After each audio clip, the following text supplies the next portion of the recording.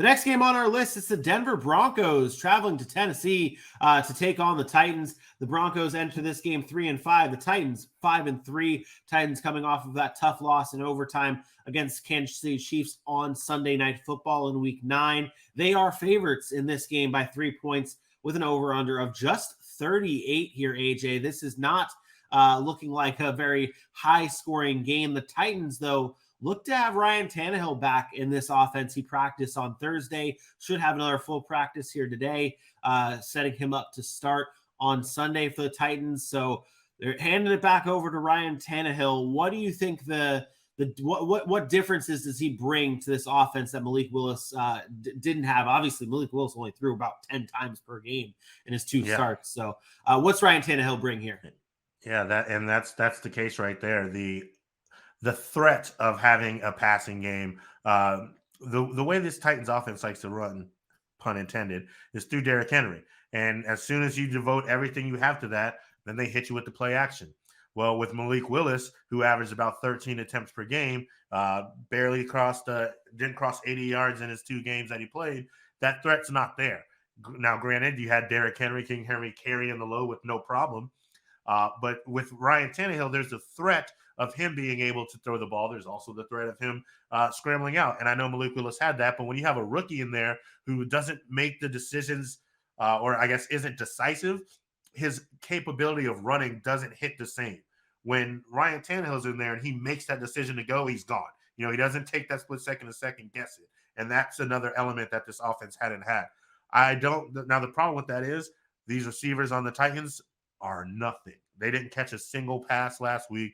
They averaged a separation of 1.5 yards. That's the worst in a game this season. If you can't find anyone to throw the ball to, then it's not going to matter.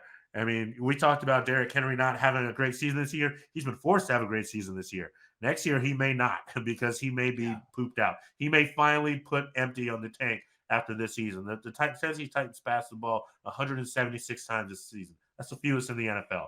And I consider that to continue against a Denver Broncos team who just lost Bradley Chubb, but still very talented defense, and especially in that secondary. Yeah, and you talk about defenses, and I don't want this to go under the radar because I feel like it does a lot and doesn't get talked about enough, is the Titans defense. We always focus on with the Titans. When we look at them, we're like, okay, Ryan Tannehill, Derrick Henry, that's where we really turn our attention to. But I want to give a lot of credit to this Tennessee Titans defense. Has been one of the best in the NFL.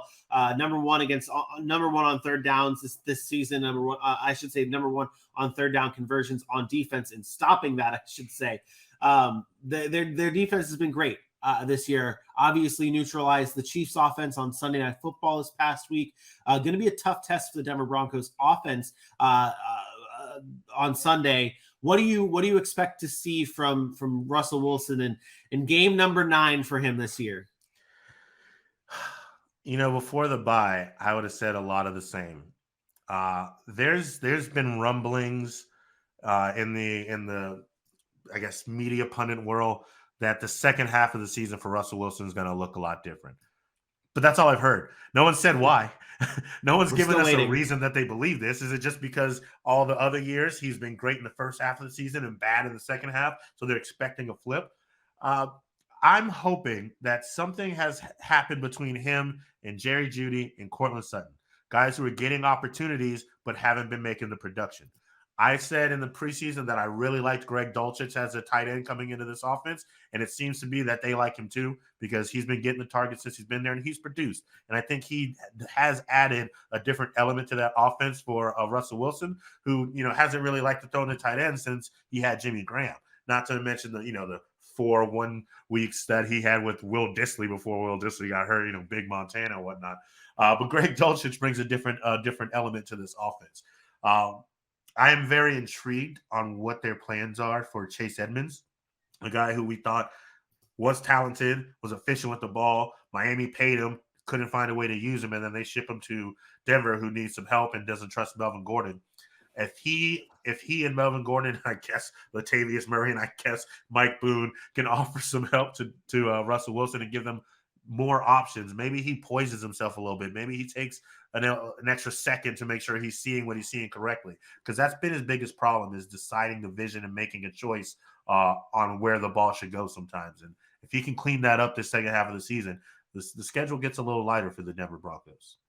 Yeah, this is the time. The time is now for the Denver Broncos to try and shift gears and push for maybe a last ditch playoff spot. Only at 3-5, they're not too far behind in the race, but it's an uphill battle for sure for the Denver Broncos. The under has hit quite a lot in Denver Broncos games. I think the under hits again in this one. I originally said it was going to go over by 1 point. I don't like it. I'm going to say the Tennessee Titans win this game 21-16.